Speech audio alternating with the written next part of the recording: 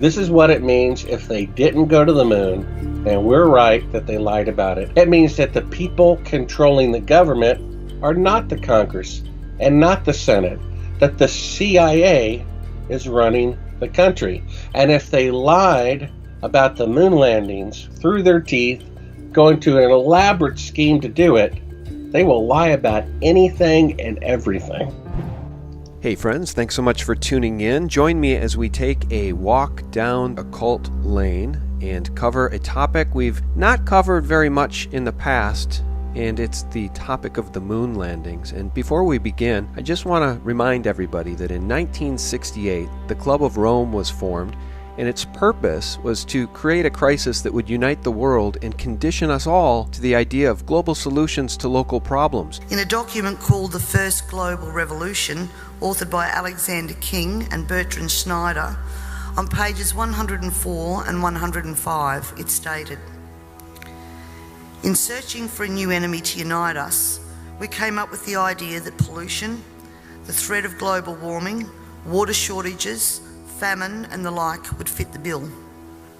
All these dangers, of course, will be caused by human intervention that will require a global response."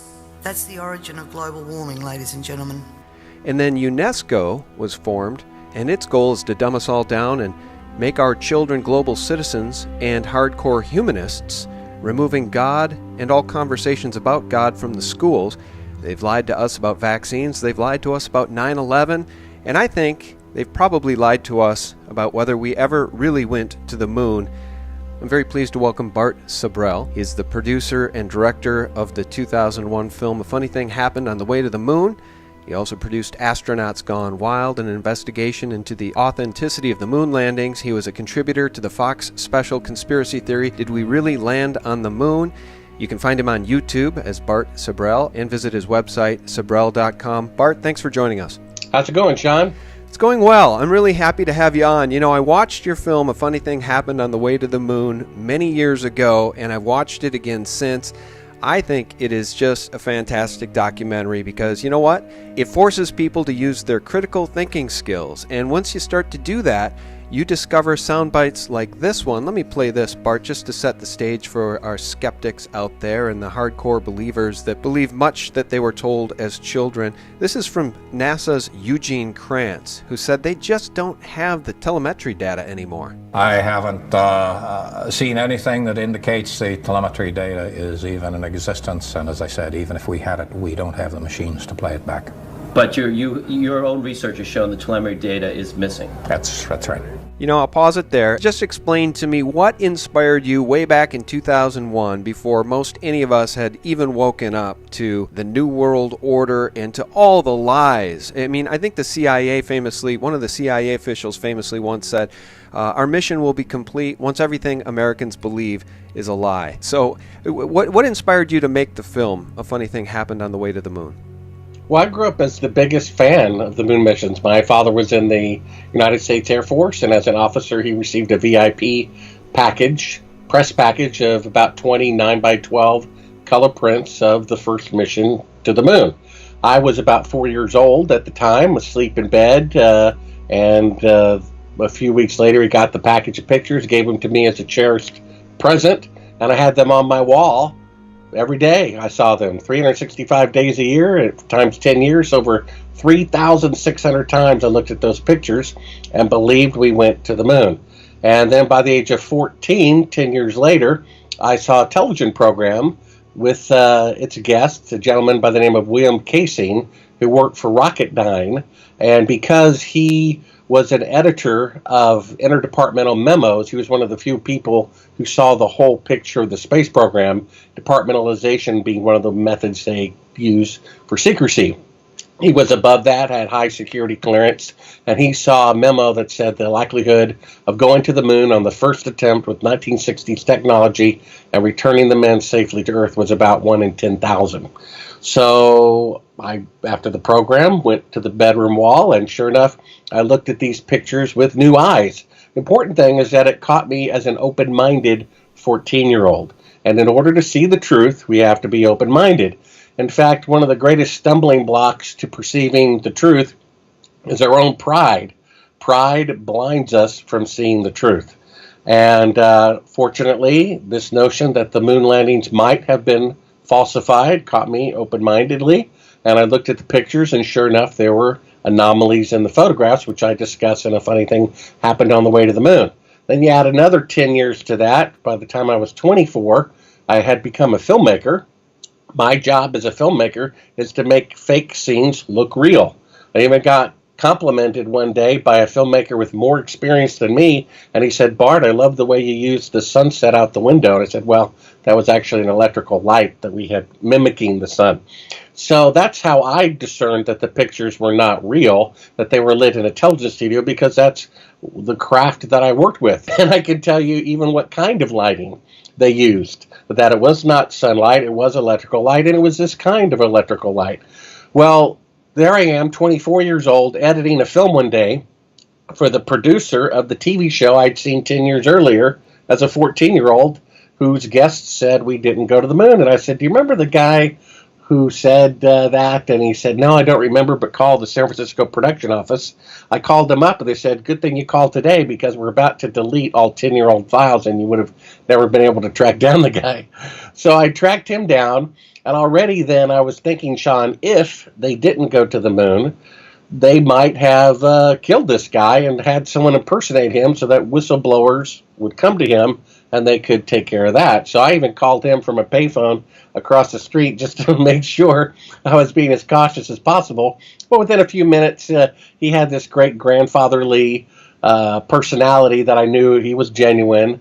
And he suggested that I do a film about it, being a filmmaker. Well, I paid my salary myself for about 6 months out of savings and did nothing but research how the shadows that should be parallel in sunlight intersect, sometimes at 90 degrees, how 2 of the 3 astronauts from the first mission rarely give interviews, how the administrator of NASA resigned days before the first mission, how the Soviets had launched the first satellite, the first animal, the first man, the first woman, the first spacewalk, the first crew of 3.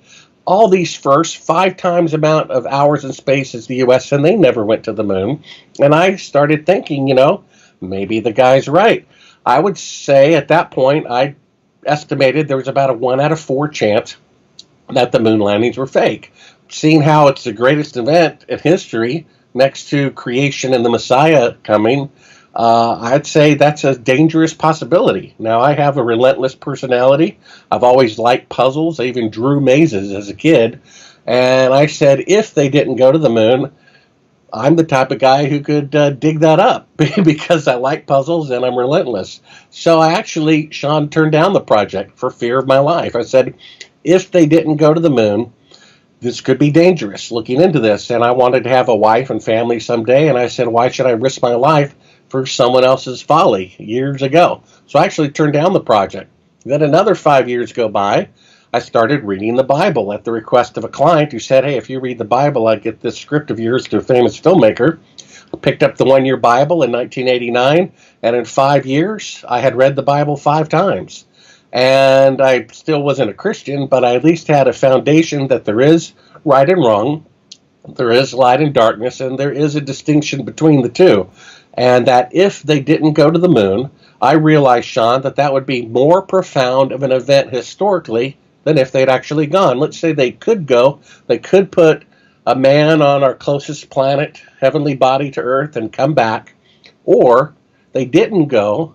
They embezzled what would be now $150 billion, murdered people to keep it a secret, lied to Congress, lied to the Senate, lied to the scientific community, lied to the encyclopedias, and this is the government that claims to be the righteous light on a hill. If that happened, that would be more profound of an event historically than if they had actually gone. And I realized this might well be the case. And for the sake of history, like having a cure for cancer that's repressed, I said, I'm going to die anyway, and I might as well die for a purpose. So I changed my mind 5 years later. I started producing A Funny Thing Happened on the Way to the Moon.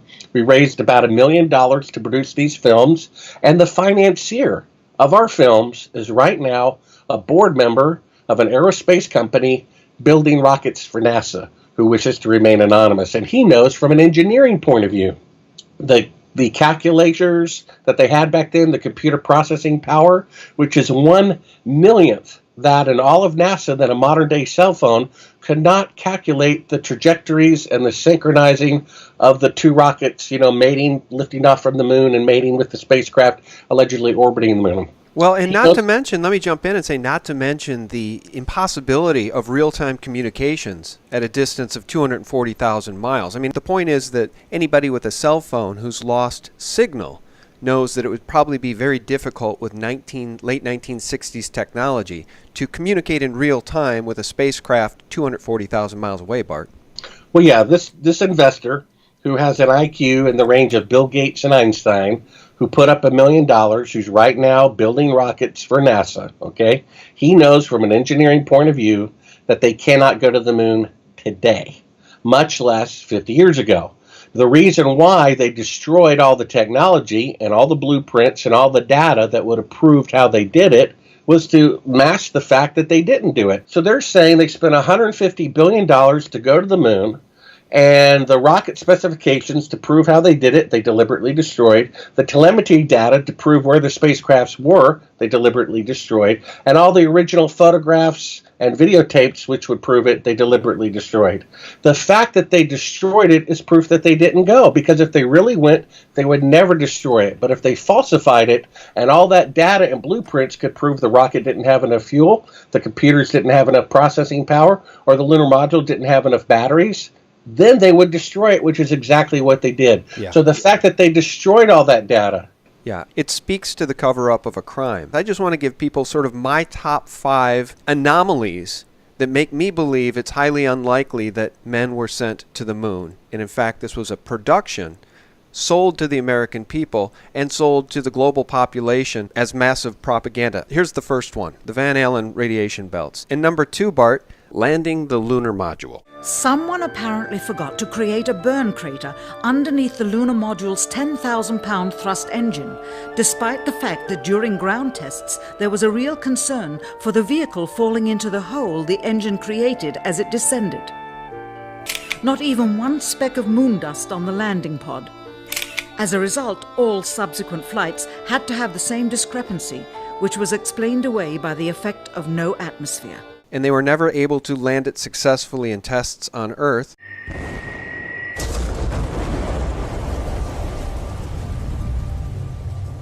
Number 3, the audacity of telling us they brought a rover, a dune buggy, to the moon. I mean, are you serious?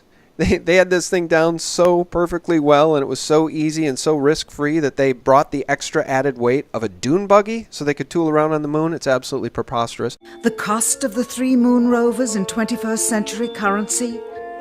Nearly $60 million each, though they had fewer parts than a Jeep.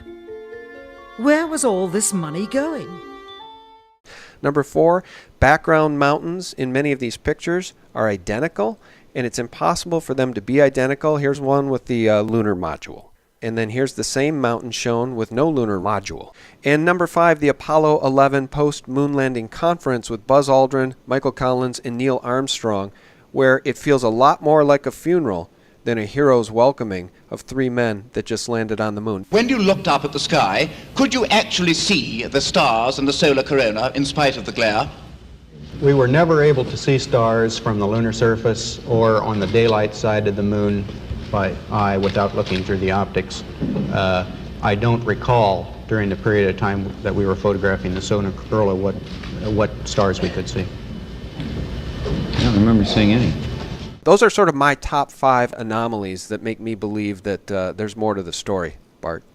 Well, Sean, believe it or not, if you read this article, which you're going to link in your video, which is called Did They Really Walk on the Moon 48 years ago on the very first attempt? There is so much evidence in that article. Now, it's a lengthy article, and it has lots of video clips and references. There's so much more proof that they did not go than the fact that they claim that they did. And here's why. If you could name any time in world history, so we got, at least 6,000 years or more of civilization, if you can mention just one other time in which a milestone was met, like let's say first flight in 1903 by the Wright brothers, or crossing the Atlantic in 1927 by Lindbergh, or the atomic bomb in 1945, or breaking the sound barrier in 1947, or climbing Mount Everest, or going to the South Pole. If you could mention any other milestone in history that once it was broken, no one on Earth from any country was able to repeat it for 50 years. The only instance that has happened is the moon landings. Because if they could go to the moon on the very first attempt with 1960s technology, men would have been on Mars 25 years ago. Yeah. I mean, it's so illogical. Absolutely. It's unbelievable. It's like someone saying we split the atom, but we can't repeat it for 70 years. They're saying it's going to take 20 years from today to, quote, return to the moon. But their goal in the 60s was only 8 years. So with 50 years older technology, it only took them 8 years to go to the moon. And now with half a century, better rockets and computers, it's going to take them 20 years to go to the moon. The farthest they can go today is 1/1000th, as they claim to have gone 50 years ago, with 1/millionth the computing power of a cell phone, with all that antiquated technology. It just is completely illogical. The only reason why people still believe we went to the moon, despite that obviousness, is because it's a positive conspiracy. I don't know of any other positive conspiracy. I mean, whoever killed JFK, he's dead. Whoever did 9/11, 3,000 people are dead. But this is a positive conspiracy. We went to the moon. America's great during the Nixon administration, during the Vietnam War protests, a distraction, a pep rally, something to feel good about. Your team won the Super Bowl. Well, what if I told you, Sean, your team, your hometown, they cheated to do it? You're ready to punch me in the face.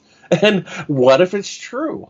I mean, to me, it's so amazing. There's so much proof that they didn't go compared to their acclaimed of the facts that they claimed they went to the moon.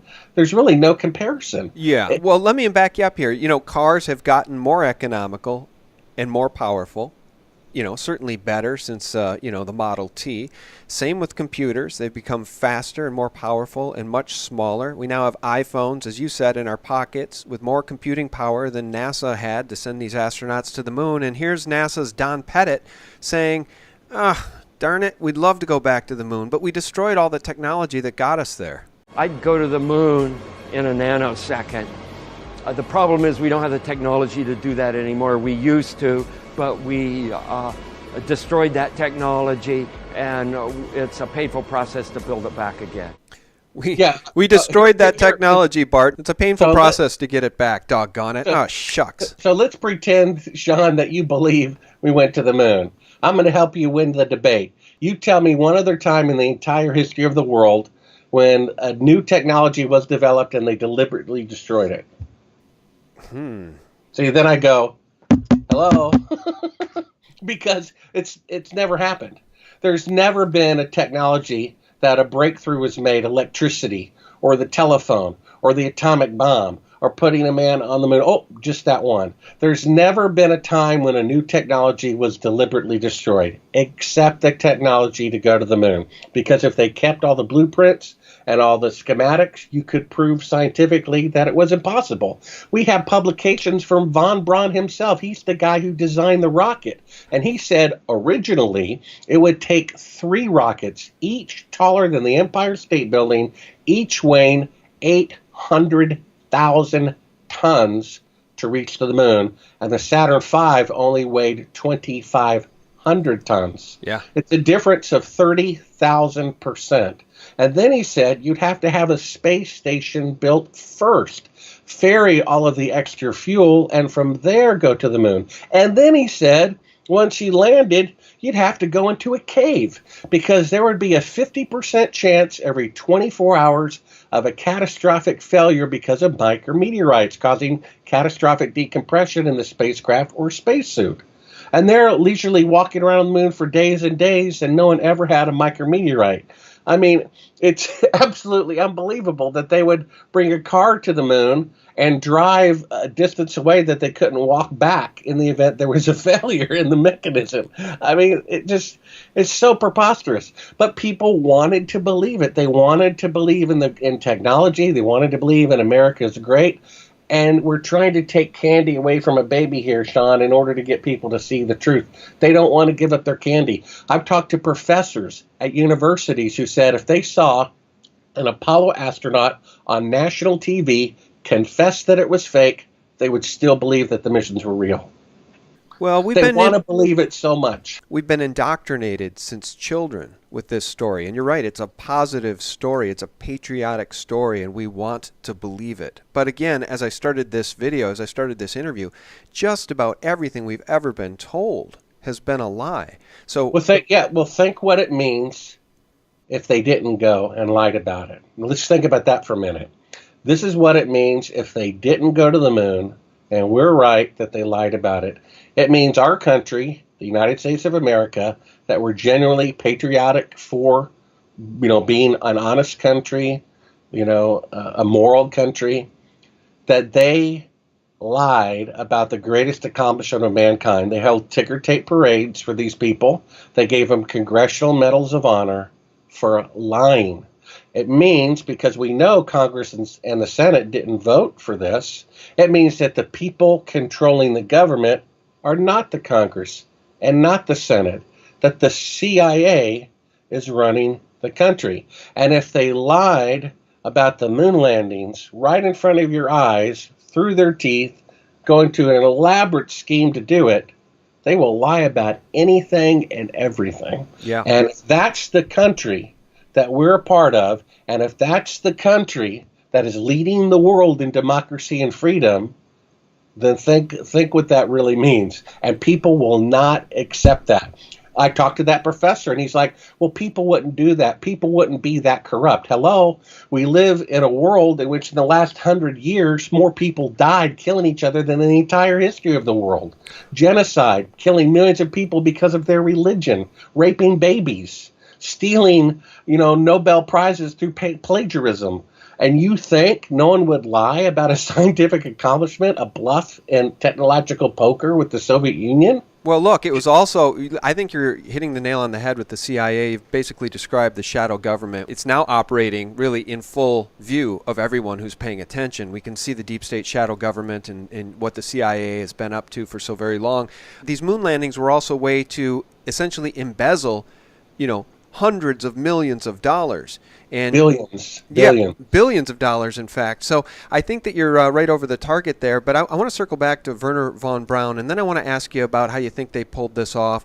Stanley Kubrick, front screen projection technology, stuff like that, if you want to weigh in. But Wernher von Braun said this, and I didn't know that he had become a godly man, but I think through his exploits with NASA, which we know was a cult institution in its foundings with Jack Parson, etc.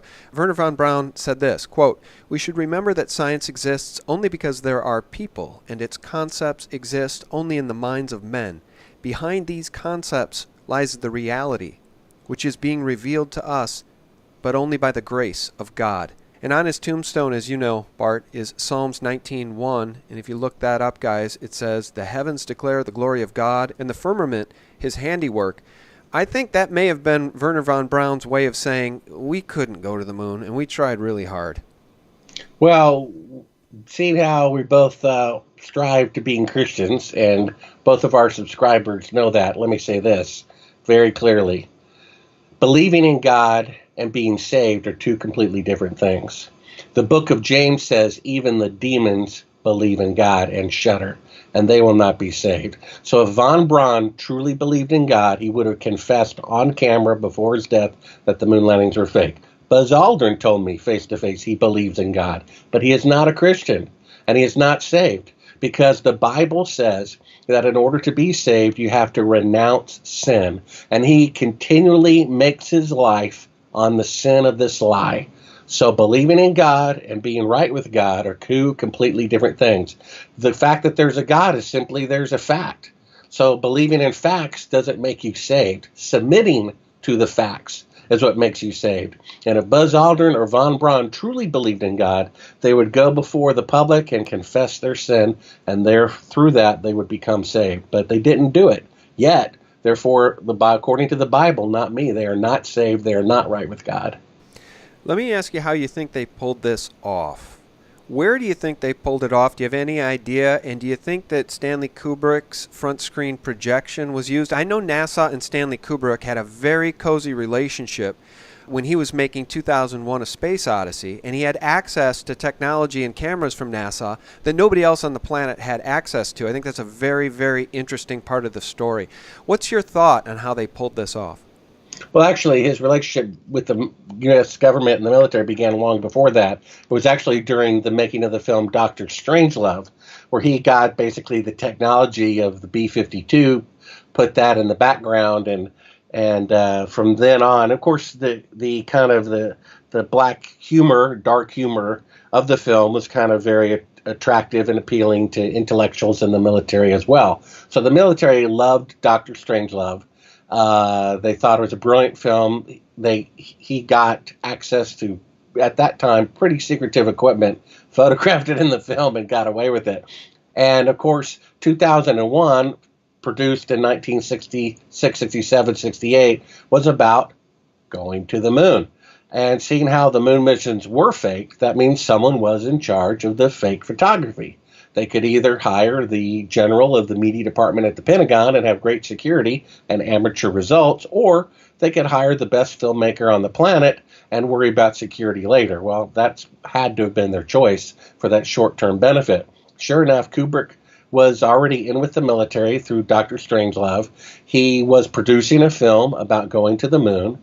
Von Braun and Eugene Krantz, who we heard from earlier, they both visited the set of 2001: A Space Odyssey. And in the film The Shining, which Kubrick left all these clues, including the little red rum boy with an Apollo 11 shirt on, and then he insisted contractually, and good thing he did because he died before the film came out, that the film Eyes Wide Shut, like me looking at all those pictures on the wall without seeing the truth, he insisted that opened on the 30th anniversary of the launch to the moon, and that's when the film opened. And that NASA gave him this lens that could photograph in natural lighting, which he used for the film Barry Lyndon a few years earlier. Yes, there's a lot of connections. Now, his family, who I've talked to, they say, he would never do such an immoral thing as faking the moon landing. Well, the thing is, they don't get him like I do. They see him as dear old dad and dear old husband. But I kind of know him from a filmmaker's point of view. He just took it as a challenge. He didn't see it necessarily as an immoral issue. He saw it as a great filmmaker's challenge of a lifetime to make a film so real that people actually thought it was real, and that would be his little secret. He and a lot of people who were involved in the moon missions died at the age of 70, as did he. His wife knew something was suspicious. That's why she volunteered. Hey, there were no suspicious circumstances regarding his death, even though no one asked him about it. You know what I mean? And the odds are he had something to do with it. Whether or not that's relevant or not is another issue. Yeah, well, the other thing about Kubrick is that, he may have been coerced. It's a little bit like taking a loan from the mafia. Once you've made that relationship with the mafia, they're probably not going to let you not take a second loan type of thing. And if you got some help on some of these other films, when they needed a favor, I think they called it in, and Stanley may have had to play ball. And I think the Stanley Kubrick part of the story is very, very intriguing, as is the use of front screen projection. There's a terrific documentary about Kubrick's potential involvement in these moon landings. The name of it escapes me. Do you know which one I mean? Well, there's several. I think one is called Room 237. Yeah. And I forget the other ones, but I've been in touch with, I think, one or more of those filmmakers about it when it came to my attention, I think, in the late 80s, that there was that little red rum boy had the Apollo 11 shirt on him. Yeah. And it's pretty interesting. I mean, he would be the guy they would choose to fake the moon missions, and the fact that he left little clues mentioning Apollo 11 in some of his films is pretty interesting. Yeah, it's intriguing, but let's circle back to the CIA, because I know in your film, you actually have a clip in the film. Let's just play that audio. Can you describe that audio? The 4-second delay and then talk? NASA claims that the Houston transmissions were the only ones taking place with the astronauts. Listen now as Houston Control initiates a conversation with the crew, only to find them too preoccupied with the behind-the-scenes trickery to respond. Moments pass, and the oversight is picked up on by the clandestine third party, who quickly prompts them with talk. Immediately, Neil Armstrong speaks. Hello, Apollo 11. Houston, Goldstone says that the TV looks great. Over.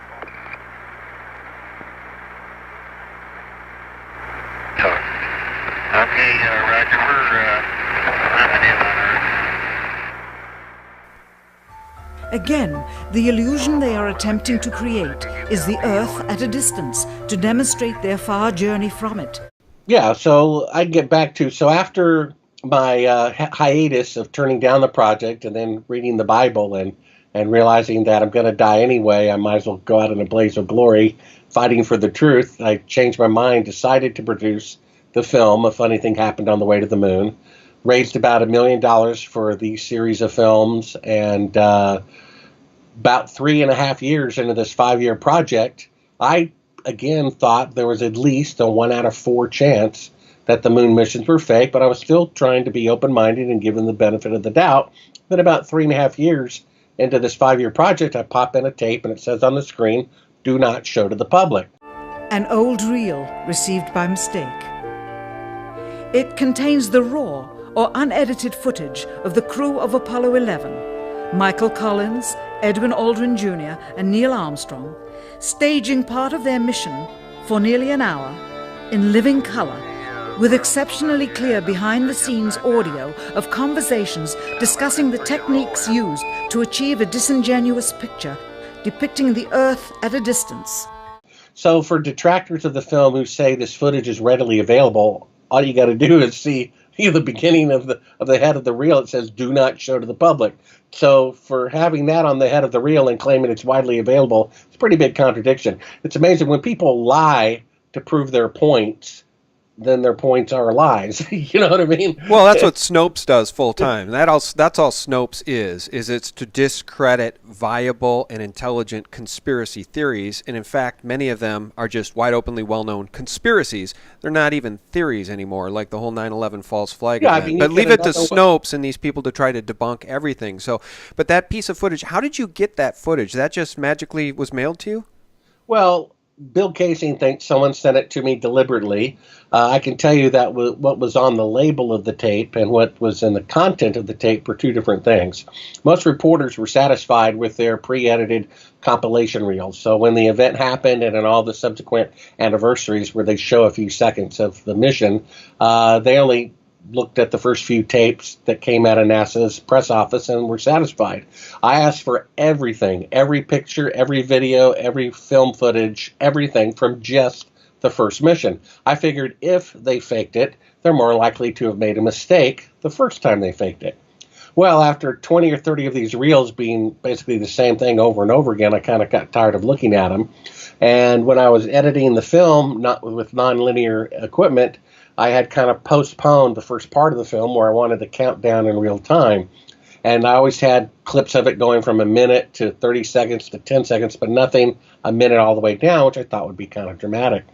So I finally went through the last couple of reels of footage that I had and popped one in. It said, "Do not show to the public," and I hit fast forward. And even though I had specifically asked for unedited footage, everything from NASA was edited, except this and one other reel.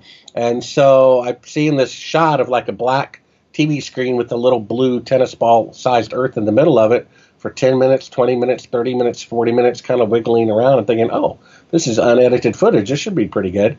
So I rewound it, hit it play, so watch it in real time. And you hear NASA say, actually it's Goldstone or something. No, it's NASA saying, NASA headquarters saying, hey, the TV picture looks great. Then there's about 4 seconds of dead air. And then Neil Armstrong says, yeah, we're glad the TV picture looks great, or something like that. But right before he responds, you hear crystal clear. So doesn't have a radio EQ of NASA, doesn't have the radio EQ of Houston or the astronauts. It's like crystal clear on a microphone, some third party saying talk. Understand, too, that only about 20 seconds of this raw footage was ever broadcast to the public, and these conversations discussing their deception were believed to be private. Until now. Here they discuss that these television transmissions were in fact not broadcast live as everyone believed. They were first screened and edited for playback later. Roger, Neil. We just wanted a narrative such that we can, when we get to playback, we can sort of correlate what we're seeing. Thank you very much. Here they discuss the fact that they have turned out the lights and have blocked out sunlight from entering the spacecraft through the other windows as to not cause any reflected light to fall onto the spacecraft's wall in the foreground. Okay, very good. Well, we shut out the sun coming in some of the other windows into the spacecraft, so it's looking through the number one window, and there isn't any reflected light. The reason this was done is so that the truth of the matter would not be revealed. It is this. Though the federal government would have you believe that this is a view of Earth from a distance out of the spacecraft's window as it nears the moon, it is not. What they have ingeniously done is placed the camera at the back of the spacecraft and centered the lens on a circular window in the foreground, outside of which it is completely filled with the Earth in low orbit. The circumference of the window then appears to be the diameter of the Earth at a distance, with the darkened walls of the spacecraft appearing to be the blackness of space around it. That is why they wanted the interior dark and blocked out the sun from entering through the other windows. Finally, the iris is opened up and you can see the real location of the camera and the very bright and near Earth out the window. Here is the slate for the 19th of July, and the same shot of trickery on the 19th of July, and then the 20th, and the same misleading shot on the 20th.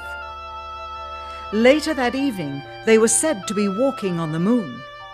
How can this be when they were in Earth orbit only 9 hours earlier, and the moon is some 3 days' journey away? Furthermore, if they genuinely went to the moon, why would they be faking any part of it? Why this trickery with the window? By faking being halfway to the moon, it becomes apparent that they did so because they could not even go halfway. It thus confirms that the stumbling block to their success was the lethal radiation of the Van Allen radiation belts. They're just in Earth orbit. They never left Earth orbit, right? They admitted it, in that clip of Kelly Smith from the Orion Project, that the Van Allen radiation belts, which don't begin until 1,000 miles above the Earth, and the Space Shuttle space station is only at 250 miles, and they say it's a dangerous field of radiation, when we must first develop the technology before we can send people through it. As we get further away from Earth, we'll pass through the Van Allen belts, an area of dangerous radiation. Radiation like this could harm the guidance systems, onboard computers, or other electronics on Orion. Naturally, we have to pass through this danger zone twice, once up and once back. Sensors aboard will record radiation levels for scientists to study. We must solve these challenges before we send people through this region of space. For this flight, it's time to head home. So 2 or 3 years ago, NASA admitted the technology necessary to protect the astronauts from this dangerous radiation has yet to be invented. Hello, then how did they go through it and back to the moon? So the fact is they cannot leave Earth orbit. This fake footage that we uncovered an unedited version of is them pretending to be halfway to the moon, which proves they cannot leave Earth orbit. And after NASA says the TV picture looks great, after there's 4 seconds of dead air, we hear the CIA say, talk. Hello, Apollo 11. Houston, Goldstone says that the TV looks great. Over.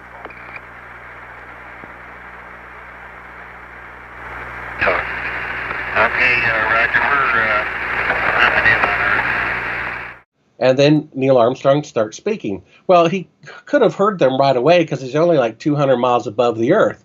But if he had responded right away, it would have given away the fact that he's closer to the Earth than he was claiming to be, halfway to the moon.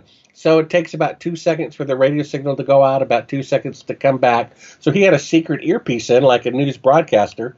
And after he heard NASA speak, he was told, don't answer until we tell you to. And that's where the talk came from. Now, detractors of A Funny Thing Happened on the Way to the Moon release, part of this footage, and they say, here we are releasing it to prove it means nothing. But they also edit out the word talk, which is highly significant. If they're editing out something to prove that the moon missions are real, and what they edit out proves that they're not real, that tells you something right there. So you can show that clip, and there they are. Someone's prompting the astronauts when to speak. And I'm like, wait a minute. There's three people talking here. There's NASA, there's the astronauts, and apparently the CIA telling them only to talk after 4 seconds go by. And then I realized this little blue Earth, that looks like the blue Earth. And if I had only seen 5 or 10 seconds of it, like the public saw, would think that was the Earth floating in space. But we have the unedited version, which shows them. They claim, the lens is at the glass. They say they have one window that faces the Earth. It's filled up with the TV camera, meaning the lens is at the glass to shoot the little blue Earth far away. But in fact, the camera's at the back of the spacecraft. They turn out all the lights, and they even talk about how they're faking it because they thought these conversations would be edited out.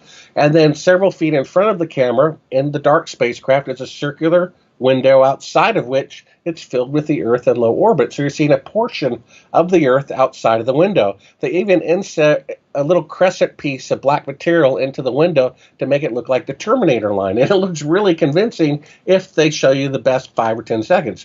But we have the outtake of like an arm getting in front of the window when they take down the screen or whatever they have constructing it. And it's really remarkable. I watched the footage 3.5 years into it, and I'm thinking, they're faking being halfway to the moon. And it took me a second. I'm like, they're faking being halfway to the moon. What does that mean? It means they could not go halfway. Because if they really could go halfway, we'd be seeing the real Earth out the window halfway to the moon. So the fact that they're faking being halfway to the moon means they cannot leave Earth orbit. And all the equipment was identical. So if your 1969 Volkswagen Bug can't go 500 miles an hour, none of them can. And if this Apollo spacecraft, Apollo 11, cannot leave Earth orbit, none of them left Earth orbit. And oddly enough, the second time they go to the moon, they accidentally, in quotes, point the camera at the sun, meaning there's virtually no live pictures for the whole mission. Apollo 13 launched on April 13th at 13:13 military time. It's so Masonic, it's not funny. They allegedly had this accident so that people who were complaining reruns of I Love Lucy were being interrupted now had a moment of jeopardy and interest to watch the moon missions again. So by the time Apollo 14 rolls around, they've had 2 years without Kubrick's help to figure out how to properly fake the moon missions. But people had already accepted they were real, so they could have made them less technically proficient, and people would have still believed it because they had already accepted it. It's kind of the reverse of, Sean, if I said, hey, I'm going to take you out to this great restaurant, and I take you there, and you got this nice steak and potato, and right before you take a bite, this cockroach crawls across your plate. 10 years from now, you're not remembering the steak or the salad or the great service. You remember the cockroach. It's burned in your brain. And people, the opposite of this, it's like it burned in people's brain. They're on the moon. They cried. Walter Cronkite cried. And so it's got to be real. And taking away that impression is really difficult to do. Yeah, it is. I wanted to ask you this. You mentioned earlier in the interview that it was Eugene Kranz being associated with Kubrick back in those early days. And it just dawned on me that clip that I played earlier, that's Eugene Kranz. I haven't seen anything that indicates the telemetry data is even in existence. And as I said, even if we had it, we don't have the machines to play it back. But your own research has shown the telemetry data is missing. That's right. Is that the same Gene Kranz who is the hero in Apollo 13 and is played by the Hollywood actor Ed Harris? We never lost an American in space. We're sure as hell not going to lose one on my watch. Failure is not an option. Is that the same Gene Kranz? Yeah, he was the flight director. So basically, if you see A Funny Thing Happened on the Way to the Moon, which I know you'll link to, there's this great dolly shot right before I saw the rockets exploding. Dolly shot meaning it's like going from left to right, past all the computer consoles. I want you to take a look at that again. And notice everybody's kind of kicked back watching television. No one's really doing anything. They have like 20, 30, 40 TV screens, headquarters, and no one's really doing anything. They're just kicked back. And that moment in time is like seconds before they go to the moon for the very first time, and they're doing nothing but watching television. You see, the number one reason I hear why the moon missions must be real is because 200,000 people are involved, and those number of people couldn't keep a secret. Well, of course. You really think they're going to be stupid enough to tell the guy who made the glove or the door or the boot, hey, good job, but hey, let me let you in on a little secret. The moon landings are fake. Don't tell anybody. Give me a break. The computer consoles, who are closer there than almost anybody, did not know that the moon missions were fake. One of them confessed years ago. They could tell no difference whatsoever between a simulation and an actual flight. So the computer console people didn't know. The astronauts obviously knew. Von Braun knew. And probably the flight director knew, so that he could steer people's mind away from mistakes as they happened into believing that they really went. But we're talking about just a handful of people knowing. You know, the atomic bomb involved 150,000 people, and yet they did not know what they were working on. There were only like 8 people who knew what the atomic bomb really was once you put all those parts together. The same thing. It's like, yes, you could not keep a secret from 200,000 people. That's why you didn't tell them. That's like saying, you know, a teller at the bank knows what the CEO knows. That's just no way true. The teller at the bank doesn't even know what the bank manager knows, and the bank manager doesn't know what the regional branch guy knows, and then so on. And he doesn't know what the vice president knows, and the vice president doesn't know what the CEO knows. Well, and guess what? And the teller certainly doesn't know about the Federal Reserve System that prints all the money out of thin air. And that, I mean, you're right. It's all compartmentalized. It's all need-to-know basis. And if it's the CIA involved in this thing, then certainly it's going to be compartmentalized. And I get a real kick out of that Eugene Krantz soundbite that NASA lost 14,000 reels of scientific moon landing data. And it's probably because they never had it in the first place. That's why they can't release any of that stuff. That's why they burned it all. They threw it all away because it would have proven the hoax. But your own research has shown the telemetry data is missing. That's right.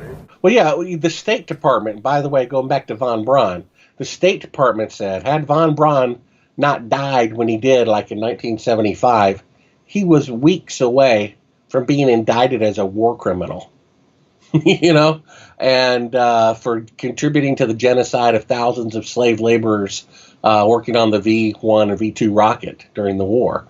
And so, you know, the guy was a Nazi, and they knew all about deception and propaganda and things like this. You know, what's most hypocritical, we know the Bible says that people who teach or instruct the law are to be judged more strictly than everybody else. And yet our government is the exact opposite. All these laws that apply to you and I do not apply to the Congress and the Senate or the president or the FBI and all that stuff, which is exactly the opposite of morality.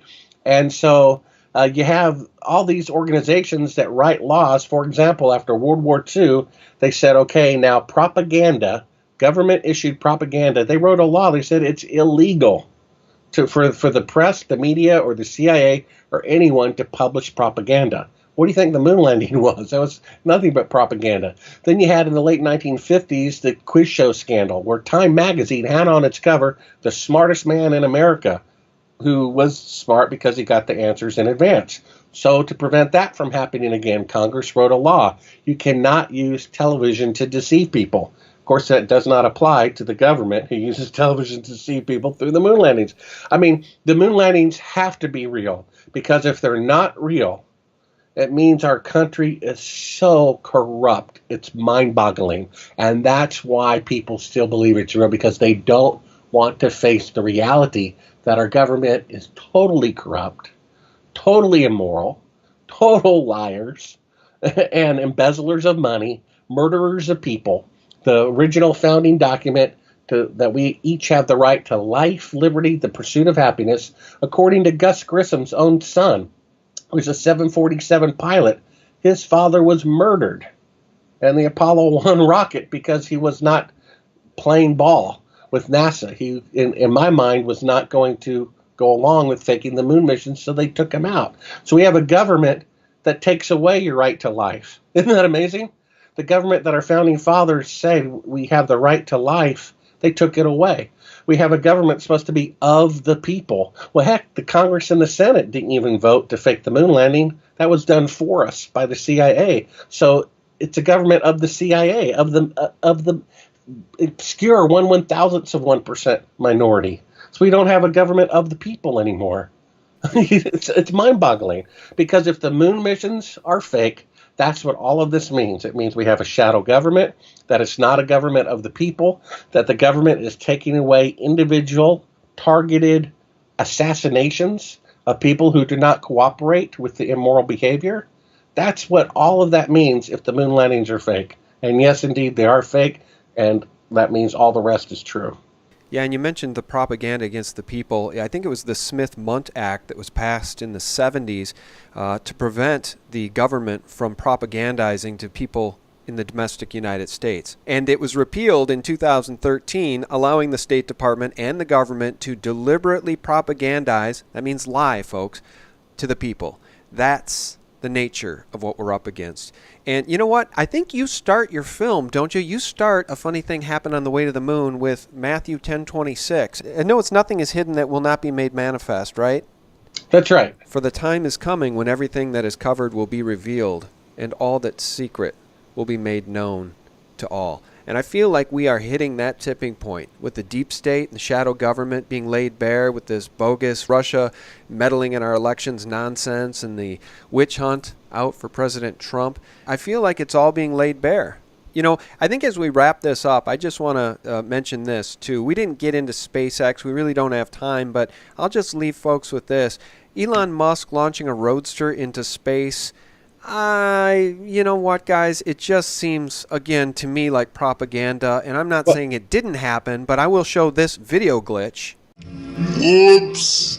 Let me say the most relevant thing. You asked for an opinion about Elon Musk. Let me say the most relevant thing about SpaceX regarding whether the moon missions are real or not. And you can tell it's real because it looks so fake, honestly. Why he wants his fuel vehicles to descend burning fuel rather than by parachute is kind of a mystery to me. You know what I mean? It seems a little inefficient. But his vertical landing of these rockets as they come back down is beautiful. And I suspect they're real. But here's the point, though. In order to do the first vertical landing successfully, I think at least 10 of them blew up. So here we have a half a century better rocket and computer technology than Apollo 11, and the first vertical landing took 10 times. Well, I will play right now a piece of video here from a SpaceX live feed that was put up on YouTube of these vertical rocket landings that you've just described, and this live feed has been edited. The live feed was put up, and then they edited it after some anomalies were pointed out, and they fixed the anomalies. It's something that no other channel is allowed to do. Who edits live video? Does the NFL, MLB, NHL, WWE, or the NBA? No. Does Reds Rhetoric, Sean Hufford, Slice Barkane, or Soundly? No. Nathan Oakley, Globebusters, Iron Rail Media, or anyone else on YouTube? And I just think that there's more to the story with all of this stuff. And one last thing about SpaceX. These flights are run like college football games with all the cheering and nonsense.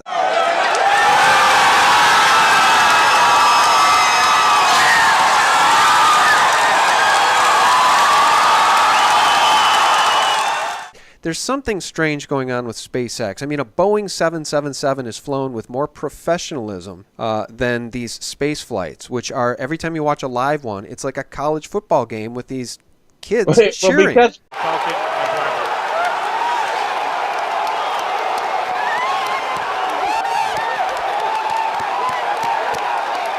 Well, because, Sean, you and I come from a biblical point of view, let me share this insight. I was watching what you're talking about the other day. Okay, so the rocket takes off or it lands and everyone applauds. What they're doing, Sean, is they're applauding themselves. It's like, okay, I made a toaster, I plugged it in, it made toast. Aren't I great?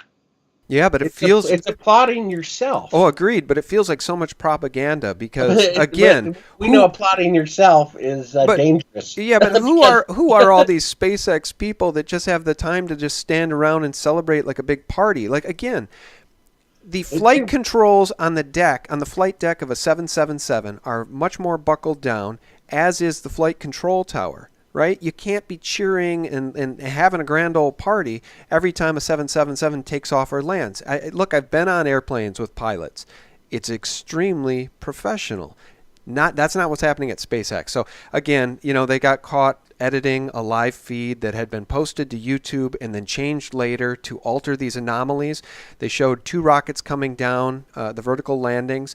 It was clear that they were the exact same image on both cameras, and they changed it to make it look as though both of those rockets were coming down independently and landing on 2 different landing pads. They changed it. And so why did they change it? Why? That I don't know. Let me make sure I say one thing, though, before we go, Sean. Back when Bill Casey first did Oprah Winfrey Show, okay, back when Oprah Winfrey was just getting recognized, well, the first time he went on national TV and said the moon landings are fake, immediately the CIA came out and said, oh yeah, and you believe the world is flat too. And then the same thing, when I make my movie, when people read my article, when I do TV interviews and say the moon landings are fake, then all this stuff about the Earth being flat comes up. Look, people, the Earth is round. If it were flat, lighthouses would be at ground level rather than elevated, okay?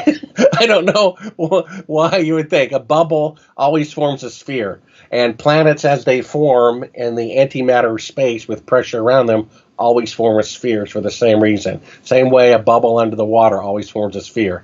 Things naturally form spheres. Lighthouses are elevated because the Earth is curved. The flat Earth and the moon landings have nothing whatsoever to do with one another. It's only the CIA misinformation. Because here's the thing. What's his name on the radio show? Who's the #1 conspiracy guy out there? What's his name? Alex Jones? Alex Jones, okay. He will never touch the moon landing topic. Now, you can think into that to a little bit deeper degree and figure that one out. Because if the truth comes out that the moon landings are fake, it means the CIA runs the government. It means so many horrible, horrible, horrible things that he won't even touch that topic. And the fact is, 100% the moon landings were fake. It's so simple. If they could have done this with 50 years older technology 50 years ago, there would be bases on the moon by now. Men would have been on Mars 25 years ago. The farthest a man can go today is 1/1000th the distance that they claim to have done 50 years ago with antiquated technology. The 747 took 160 engine design attempts before it got off the ground with 10 years newer technology than the Apollo rocket. You know what I mean? Yeah. There's never been a milestone in history that once accomplished, no one could repeat for 50 years except going to the moon. There's never been a technological breakthrough where all the schematics and everything were deliberately destroyed except going to the moon. To me, whether the Earth is triangular, a cube, circular, oval, or shaped like an octagon is irrelevant. I mean, there's a creator. Things don't make themselves. Cars don't make themselves. And the human body is departmentalized just like a car. There are components that, mimic a car, heart, fuel pump, and so forth, cooling system, nervous system for electrical wiring. Cars don't make themselves. People don't make themselves. Evolution says a lower form of life created a higher form of life. That's the exact opposite of logic. That's like a kindergarten teaching algebra. We were made. The government is so afraid that the truth about the moon landings are going to come out. Imagine what it would mean if the truth came out that the moon landings are fake. The government would be reformed from head to toe. Yeah. Well, and it's UNESCO. It's UNESCO that came up with this whole idea of selling people on this Darwinist theory of evolution and taking God out of the conversation. It's been done purposefully, and I think we come full circle here quite nicely with this quote from Wernher von Braun, who said, quote, "My experience with science led me to God. They challenge science to prove the existence of God, but must we really light a candle to see the sun?" And I think it's thought-provoking to realize that everything, guys, we've pretty much ever been told has been a lie. So is it not possible that the moon landings, the way they were told officially, was also a lie? I seem not to be able to end this interview, Bart, because I just sparked another thought. Have you been on the Joe Rogan show? I feel like you have been interviewed by Joe Rogan. I think I have. He and I know we met, I believe, in person in Los Angeles, had dinner together. Yeah. He's the guy who used to do that show where you eat cockroaches, is that right? Yeah, Fear Factor, and he's got one of the most popular podcasts in the world, the Joe Rogan Experience. And he and I have met and talked for hours privately in L.A. about this topic. Yeah, what he says publicly may be something different. I think somebody got to him because for a very long time he was a hardcore, eloquent prognosticator on the fact that it's almost 99.9% certain the moon landings were hoaxed. And only in the last few years has he sort of changed his tune to say, I'm a dumb guy, what do I know? So now he kind of says, well, I buy the official story because it's Occam's razor and it's easier to believe we went than not went. But Occam's razor is true, but they've inverted it, and they've tricked you that they've inverted it. Agreed. Which is easier to do, to make a film about going to Mars or to actually go to Mars? 100% agree. And so I See feel what I'm like... saying? The simplest explanation is true, because technology does not go backwards, right? So if they could go to the moon, I mean, the Wright brothers had a motorized kite, and they couldn't even get it off the ground in 20 attempts. And yet they're claiming the most difficult aerospace mission worked the first time, and that's never happened in the history of flight on anything. The 747 didn't get off the ground after 160 attempts. The Wright brothers took 20 attempts, and they're claiming the most difficult one worked on the first attempt with 50 years older technology, with 1/1,000,000th of computing power and a cell phone, and yet they can't repeat it today. Yeah. No nation on Earth can repeat it today. They did cold fusion, but they can't repeat it for 50 years. Technology does not go backwards. It's so simple. Yeah. People just will not give up this sacred cow. How dare you say the U.S. government lied about that? The U.S. government lies all the time. I was watching Obama, and they asked him, where do you have plans to go to watch the Super Bowl? And he just smiled and said, we haven't decided yet. And you could tell he was lying. He can't even say the truth like, well, I can't tell you that for security reasons. I mean, he lies about everything. You know what I mean? Every president just, lies all the time. Eisenhower went on there. Have you got spy planes flying over Russia? Nope. Oh, one was shot down 3 weeks later. Why didn't he just say no comment? Or maybe we do, maybe we don't. I don't discuss those things. It's just so sad. Here's the spiritual picture. The greatest event in human history, secular at least, is putting a man on the moon. So how ironic. In the fallen, disgusting world, we live in a world where half the people don't have clean drinking water, where 1% of the population owns, 50% of the wealth. And in that world, it's just so poetically profound that the greatest event in human history didn't happen. The Titanic, the ship that God himself could not sink, never made one voyage. The Tower of Babel to reach to the heavens, never finished. It's just so in line with the human pride, arrogance. It's just, to me, it reeks of a message from the Almighty to say, what have you guys done? It's just stooping so low. They lied for really no reason. There was really no reason to do it other than arrogance, pride, greed, to misallocate money. It's just pathetic. And in our country, I'm a patriot. People think I'm unpatriotic for saying this. No. What's unpatriotic is to have faked the moon missions. Those are the people who are unpatriotic, going around claiming to this day they went to the moon where they didn't. Those are traitors to our country. A government should be small and of the people and run by the people, and a government should tell the truth. Isn't that the case? So we're patriotic saying the moon missions are fake because they were fake, and the faking it was wrong. And unless you confess your sin, you're just painting over mold that's going to infest the nation in the future. So better to get that mold out now before it becomes worse. Amen. Guys, I'll put a link to a funny thing happened on the way to the moon in the more information section below. And if you want to learn more, you can visit. Well, why don't you shout out your website there, Bart? Yeah, just go to mylastname.com, Sibrel, S as in Sam, I, B as in boy, R-E-L, Sibrel, S-I-B-R-E-L.com. You'll have a link to my YouTube channel, which you can watch A Funny Thing Happened on the Way to the Moon. You'll have a link to Conspiracy Corner News at the Sleuth Journal. Just go down about 5 articles and read the article about why we didn't go to the moon. If you can read that article and still think we went to the moon, I don't know. 4 out of 5 people who previously thought the moon missions were real changed their mind after watching a funny thing happen on the way to the moon. But that article goes into so much detail, so much proof that the moon missions were fake. And again, it's just simple logic. To claim that they went to the moon 50 years ago and that they cannot go today, they can only go 1/1000th of the distance today with 50 years more technology, is completely illogical. Technology does not go backwards, and they would not destroy the technology if they really went to the moon. They would only do that to cover their tracks of faking it.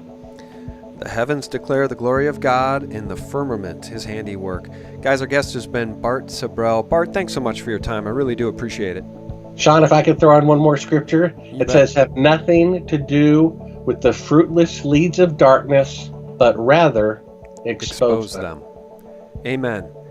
Amen, my friend. Well, it was a real pleasure to talk with you. It's nice to finally meet you. I really did appreciate watching your film the first time and the second time. I'll probably watch it again. Bart, take care of yourself, and thanks so much. Keep up the good work, Sean, on your channel. All right, I will try, and I do appreciate you, and I appreciate everybody for tuning in. A special thanks to our patrons over at patreon.com. You're making a world of difference for us, and thanks for visiting us every day at sgtreport.com for real news 24/7. God bless. Bye-bye. The evil of this, I mean, the satanic nature of the pedophilia that's going on, and the combination of the Satanism with the pedophilia is going to be shocking to the average American.